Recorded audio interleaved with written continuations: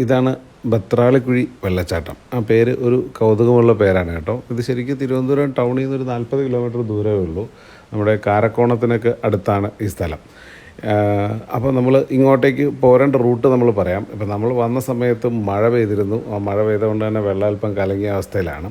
അപ്പോൾ ഇങ്ങോട്ടേക്ക് എത്താനായിട്ട് നമ്മൾ കന്യാകുമാരി റൂട്ടിൽ വരുവാണെങ്കിൽ പാറശാലയിൽ നിന്ന് നമുക്ക് വെള്ളറട പോകുന്ന കാരക്കോണമൊക്കെ പോകുന്ന റൂട്ടിലേക്ക് തിരിഞ്ഞാൽ കാരക്കോണത്തു നിന്ന് നമുക്ക് വീണ്ടും ഒരു റൈറ്റ് ടേൺ എടുക്കാം. കാരക്കോണത്തു നിന്ന് മേൽപ്പാലയൊക്കെ പോകുന്ന റൂട്ടുണ്ട്.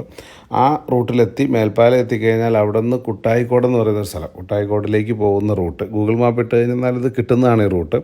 അവിടെ ഈ കുട്ടായിക്കോട് എന്ന് പറയുന്ന സ്ഥലം ഒരു പോളിടെക്നിക് ഒക്കെ ഉണ്ട്. അവിടെ നിന്ന് നമുക്ക് വീണ്ടും ഒരു റൈറ്റ് ടേൺ ഉണ്ട്, ഡീവിയേഷനുണ്ട്.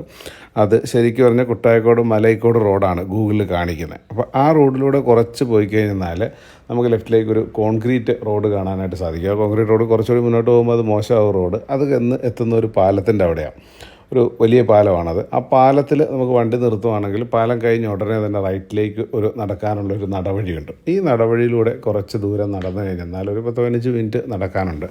നടന്നാൽ നമ്മൾ ഈ വെള്ളച്ചാട്ടത്തിന് അങ്ങോട്ടേക്ക് എത്തും. നല്ല മനോഹരമായ വെള്ളച്ചാട്ടമാണ്, ശരിക്കും നല്ല ഭംഗിയാണ്. നമ്മൾ ഇപ്പോൾ ഈ മഴ പെയ്തുകൊണ്ട് വെള്ളം കലങ്ങിയിരിക്കുന്നു എന്നേ ഉള്ളൂ, പക്ഷേ നല്ല വെള്ളമാണെന്നുണ്ടെങ്കിൽ നല്ല ഭംഗിയുള്ള വെള്ളച്ചാട്ടമാണ്.